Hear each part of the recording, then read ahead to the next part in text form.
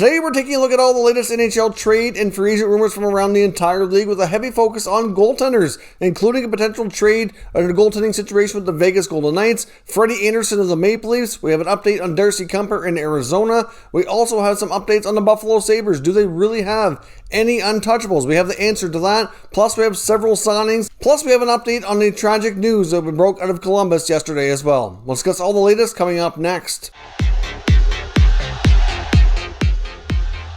So welcome back to another video here at Top Shelf Hockey. Now, as I mentioned, we have a variety of things to talk about here today. It's another one of those videos with a lot of different topics covered between trade and free agent rumors and signings. So you're going to want to listen close and follow this video all the way through for a lot of key and important information. Now, before we jump into a lot of the other news, I want to start with a quick update on the situation on the news that broke out of Columbus yesterday with young goaltender from Latvia, Matiss Kivlenieks, tragically passing away at a young age of 24. Now, the reports have changed a couple of times. Yesterday, we did talk about the fact that he was apparently struck with a firework in a tragic accident in his chest area, which has obviously been deemed the cause of death. But we did learn a whole lot more about the situation. As I mentioned, I knew he was in Michigan. Didn't really know a whole lot about why he was there, what he was doing, or anything of that nature, and more details on that has been revealed. Also didn't realize just how close he was with teammate and fellow Latvian goaltender Elvis Merzlikins. They were very, very close. He was actually living with Elvis and his wife, spending the summer in the United States. Of course, like I said, both goalies from Latvia. They have a connection from their home country. They've been in the same NHL organization for a while now. It makes sense that they'd have a connection. I didn't realize he was living with him and that they were so close. Elvis had a really heartfelt post on his Instagram, which brought many tears to many eyes yesterday, reading through, referring to him as his little brother. It's just such a tragic thing to see it happen at such a young age. But I guess where they were is they had traveled to Michigan to attend a wedding, which was the wedding of goalie coach Manny Legacy's daughter. So they were staying with Manny Legacy is what they were doing. That's who they went to go see up in Michigan. He's been with the Jackets organization for the past 2-3 seasons. So that's where they were. I didn't realize he was also present at the situation. So, obviously there's a lot of people that feel terrible about what happened. I think by the sounds of things that nobody's really been deemed to have done anything inappropriately or illegal or anything of that nature. The fireworks they had were legal and everything like that. It was just the fireworks were tilted the wrong way or something, and it was just a freak accident.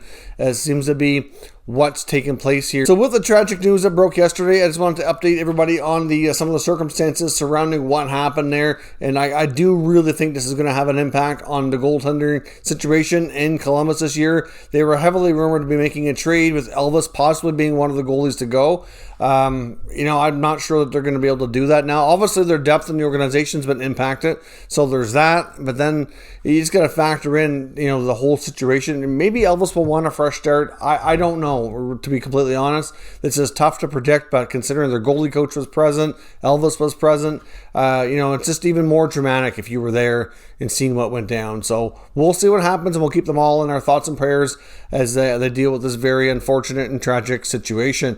Now, as I mentioned, we also have several signings to announce today. Most of these are pretty short-term, smaller deals. These could still have impacts on these NHL clubs this season. For example, the Minnesota Wild have re-signed center iceman Nick Bjugstad, so he remains in his home state of Minnesota, signs a one-year deal at $900,000. Of course, when we did the off-season video for the Wild, we talked a lot about the fact that they have some pretty important young players to sign, including Rookie of the Year, Kirill Kaprizov. Also, we got Fiala still outstanding. They got Eriksson Ek done. That's a good start. Obviously, and there's a lot of, concerns over who is going to play center for this team. They really could use an upgrade in that situation. They're rumored to be in the Eichel talks with Buffalo. And obviously, Bukestad's not a top 6 center. I think he's probably a number 3 at best. And they just have a lot of guys in that kind of similar spot. So I wasn't sure what they would do, but obviously Bjugstad still remains here in their plans on a one-year contract extension. We also got word that the LA Kings are bringing back defenseman Christian Rolanen, who technically generally would have been an RFA if he would have played more games last year. But because of being a healthy scratch between his time in Ottawa and LA, on a number of occasions, he didn't reach the games played threshold to keep his RFA status, so he became a Group 6 UFA, or he would have, I should say, once free agency officially opens. But he has opted to sign a one-year, two-way contract to remain with the LA Kings. I know the Kings were relatively impressed with him, but I just wasn't quite sure exactly where he was going to fit in their lineup. So he has another year to continue progressing there and see if he can find himself a regular spot. Obviously, he's going to have a bigger than normal salary at the AHL level if he ends up playing down there, which is going to be $375,000, and he'll make $750,000 at the NHL level. So I would suspect Wallenius likely splits time between both leagues next season. The New Jersey Devils are also bringing back goaltender Scott Wedgwood on another one-year, two-way contract as well. Obviously, he got more of an opportunity to play last year due to injuries. It's kind of difficult to say what exactly role he'll have with the team this coming season. He very well could fight for the backup goaltender spot. We'll have to wait and see when training camp gets underway, but he's certainly worth keeping around. He's been a pro, at the AHL, NHL level for quite some time. So even if he ends up being like the number 3 goalie on the depth chart for the franchise, he's still a good guy to have around for emergency call-up or anything like that. So good signing there by New Jersey. Winnipeg Jets have also re-signed forward Dominic Toninato as well. He gets a 2-year deal though, valued at $750K per season. So just like I said, a bunch of fairly minor signings, but could be impactful later on. And we also got word as well that former Vegas Golden Knights goaltender Oscar Dansk, who was mostly a minor league goalie, but did see a limited amount of NHL time, especially in their first season when they had all those goalie injuries. They went through a lot of goalies there on a long stretch in season 1, and he did get some time there, but he is heading over to play in the KHL. His time in North America has expired with his current contract, and likely sees more of an opportunity to go over there and get more of a chance to play. Now, we also had word today that the Seattle Kraken have expanded their coaching staff. So obviously, head coach Dave Haxtell now has a couple of assistants. They've brought in Jay Leach, who was the former head coach for the Providence Bruins. He was a younger coach that was doing well at the AHL level and was kind of being groomed to likely be an NHL coach at some point here in the near future. And I still think he has a chance to be a head coach someday if things continue to go well for him. Obviously, Bruce Cassidy's been at the helm in the Boston Bruins organization for quite some time now and doing extremely well. No clear path for him to become the head coach in Boston, so it made sense for him to get an NHL opportunity that he should, obviously take it. So a good chance for him to go to Seattle. Of course, Leach is a former NHL player. And of course, Dave Haxtell, who was last working for the Toronto Maple Leafs, has hired a former Maple Leaf assistant himself, and that's Paul McFarland. Now, Paul McFarland's worked a lot with special teams. Obviously, he's been around the league for a little while now, and he'll also be a part of Haxtell's staff here with the Seattle Kraken for their first season. Now, before we jump into the trade and free agent rumors, I do want to pause for a moment here and acknowledge our channel sponsor, Manscaped. Hockey is proud to be sponsored by Manscaped. Of course, with Manscaped, we have a special offer here for all Top Shelf Hockey viewers where you can get 20% off and free shipping into all orders at manscaped.com. Now, of course, Manscaped just launched a brand new Lawnmower 4.0 trimmer, which is a fantastic product. They've taken the level up here even again with the skin-safe replaceable blades. It's waterproof, it's wireless charging, has a travel lock on it, as well as a nice light so you don't miss what you're doing. So certainly a terrific product. Now, many people associate Manscaped with their trimmers, which is certainly kind of their top product, but they do have a lot of other great options as well, including what they call the Weed Whacker, which is another trimmer for your ears and nose. And they have a variety of deodorants and sprays as well, which also keep you fresh and are terrific as well. So certainly Manscaped has a lot to offer, and we certainly highly recommend all of their products. So check out manscaped.com and use promo code TSH for 20% off and free shipping. Alright, so thanks for watching that promotional video. I greatly appreciate it. Now I'm diving into today's trade and free agent rumors. I want to get started with the Toronto Maple Leafs and Freddie Andersen. Of course, we had reports back a few days ago indicating that there seemed to be mutual interest from Andersen and the Leafs to possibly re-sign and stay in Toronto. There was reports that Kyle Dubas or his staff had reached out to Andersen's agent, who was Claude Lemieux, to see if there was interest in remaining with the Maple Leafs, and they replied that there certainly would be. Now, there's new reports indicating that he's likely looking for a comparable contract that just expired, so he just got done making 5 years at $5 million, and that he's looking for similar type money, if not maybe even a slight raise. So to me, it's great that he has interest in staying in Toronto. I think, like I said, there would be mutual interest for the right price, but I think the only way Freddie stays, he'd have to take a deal far cheaper than that, at least I would think, given the fact that they're very likely to lose Zach Hyman, especially if they sign another player at a bigger ticket number like that. I mean, we don't know exactly who they're going to lose in expansion, and they have some other things to consider here this offseason. I would not think it'd be possible to bring back Freddie Andersen at $5 million or more dollars. To me, it makes more sense to run with Cam Campbell as your starter and to find another goaltender who they can sign on a much cheaper contract, somewhere in that $1 to $2 million range, to be either a 1B or a really solid backup who can play a little bit more than usual. We don't know yet what Jack Campbell's capable of in an 82-game season. Given what he's accomplished the last 2 years has been great, but they've also been shortened seasons.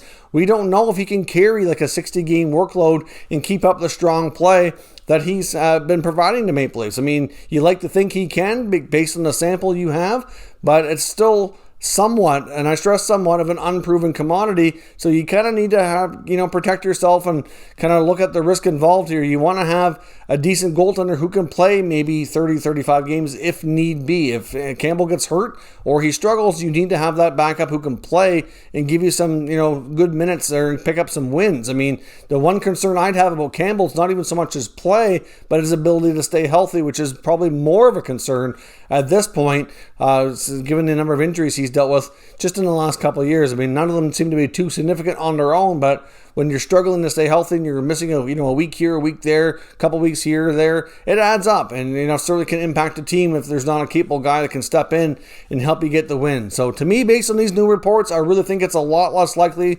than anybody thought. If there was hope before about Andersen staying in Toronto, I'm not really sure there's any hope now if there's truth to this contract. And if that's what he's looking to get paid, and I believe somebody out there probably will give it to him, then he's going to likely have to find that elsewhere. Now, staying with goaltenders, there's also word from Elliotte Friedman that he strongly believes that the Arizona Coyotes are very likely to trade goaltender Darcy Kuemper. Now, Kuemper's been a real solid goalie for them, and he just came back from the World Championships playing with Canada, winning a gold medal. Now, he had a really rough start to that tournament, and you had to wonder if that was going to impact the rest of his NHL time here in the next contract as well, because he didn't have a great season in Arizona. Then he goes to this tournament and things got off to a really rough start, but he got things figured out and he managed to play well enough to help them win the gold medal. And even though there's lots of other players who deserve the credit, I think he does deserve his fair share of it as well once things got back on track for Canada there. But Kuemper's a guy who, if you look around, he's been a name that's been mentioned in rumors the last year or two, but of course it didn't necessarily make a lot of sense for them to consider trading him.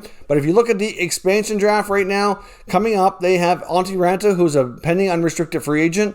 So I would think Raanta likely doesn't get signed. He's rumored to probably be moving on. They have Adin Hill, who does need to be protected and could be the goaltender of the future, or at least the immediate future with this franchise right now. So if you protect Kuemper, you're at risk to lose Hill. And if Hill's available, I think there's a good chance he goes, given what else the Coyotes are going to be able to expose and what other goaltenders are going to be available in this expansion draft to the Kraken. So I would not be surprised if Friedman's onto something here, indicating that Darcy Kuemper has a decent chance of being traded ahead of the deadline, so they can kind of rejig their situation here. Now, the rumored return would be that they want young pieces. They're either going to want prospects or preferably draft picks over the next year or two to kind of restock the cupboards here, because we know the Coyotes are slim margins when it comes to draft picks, and they don't have a deep prospect pool, so they need all those young assets or draft currency that they can get their hands on here to start rebuilding things here with the new guys that are in place. Now, staying with goaltenders as well, there's also a report that I was coming across from the Las Vegas Review-Journal discussing a couple of items that the Vegas Golden Knights likely need to address this offseason.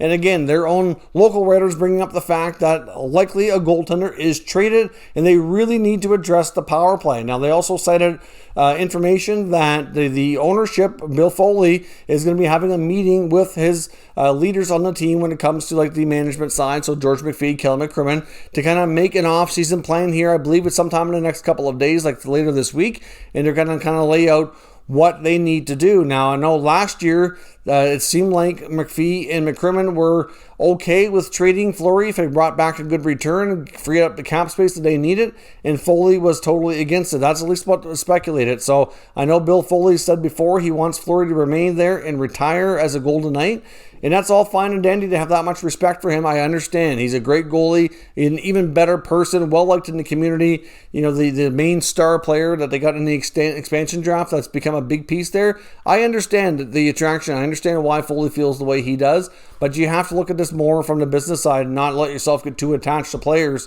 because at some point here in the next year, he's likely done anyway. So, you might be in a situation, to me, where you really can't afford to have both privileges here when it comes to Fleury and Leonard. And it only makes sense to go with Leonard, given that you gave him a longer-term deal and he's way younger than Fleury. I mean, Fleury's coming off a Vezina Trophy season, the first one in his career, had a solid run in the playoffs with a couple of blips, obviously.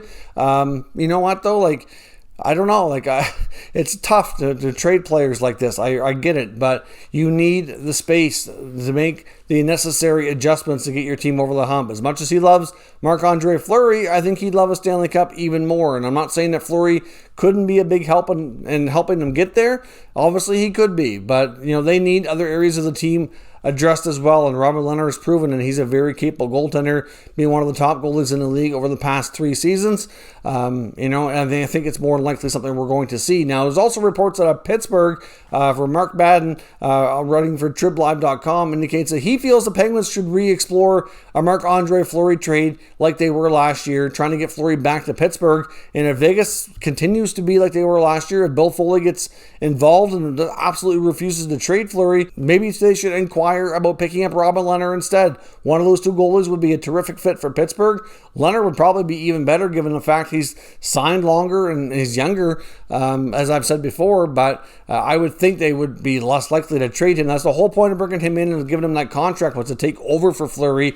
I just don't know that they wanted to happen as soon as they did. But the other big concern here, which was a major disappointment for the Golden Knights, was the power plays. I've said before that they need a top center iceman, and maybe that top center iceman would be that extra weapon out there to play on power play one, which would really make a difference to help so they can move things around and get a better structure out there, because they were lost in a no man's land. They had no confidence out there. The power play was the worst in the playoffs, and it's certainly a major area that the team needs to focus on. So to me, you could probably accomplish a couple of those things by possibly making one deal, depends on what your return is, or at the very least one deal sets you up to make another one. So we'll see what happens here, but I do think that the Golden Knights likely do trade a goalie. I do think it's more likely going to be Fleury. And again, I would not be one bit surprised if the Penguins are indeed in the mix here to bring him home to finish out his career. We also had word from the Buffalo Sabres today in a Pierre LeBrun interview with GM Kevin Adams, talking about what deals they might be making. He came out and asked them basically what kind of players are untouchable in Buffalo. And the answer might surprise you, then again, it might not, based on everything we've heard. He mentioned a couple of young players that he feels are too young to really consider trading, that are very talented and could be a big part of the team's future. He references Rasmus Dahlin, Dylan Cousins, and Casey Middlestat, basically as the players that he would not want to move. So clearly, that does not mean Jack Eichel, does not mention Sam Reinhart, does not mention even like Victor Olofsson or Rasmus Ristolainen, or anybody else on the franchise. So, I mean, not to say that we should be too surprised, because a lot of these players, specifically Eichel and Reinhart, and to a degree Ristolainen, have all been mentioned in a lot of trade rumors and likely are expected to get moved here sometime over the next few weeks or early into the offseason at some point here for sure, while teams still have a little bit more flexibility and are kind of being more creative here heading into the fall when they have to be more likely to set their rosters. I think these deals, if they're going to happen, are going to have to happen either in or around the NHL draft or shortly thereafter, around the early part of NHL free agency, when teams have the most flexibility. Once free agency gets further along and teams start spending money, they're going to be more handcuffed and they're going to have less options, and it's going to be tougher to do those types of trades. So I think it's going to happen probably in the next 3 to 4 weeks is the most likely time here. So that is all your news and rumors for today. Of course, as always, want to know your thoughts on everything discussed down below in the comment section. We can discuss further. If you're new to the channel, make sure you subscribe and stick around. We'll keep you up to date with all the latest news and rumors on all 32 NHL teams. Thank you for watching, and I'll catch you next time.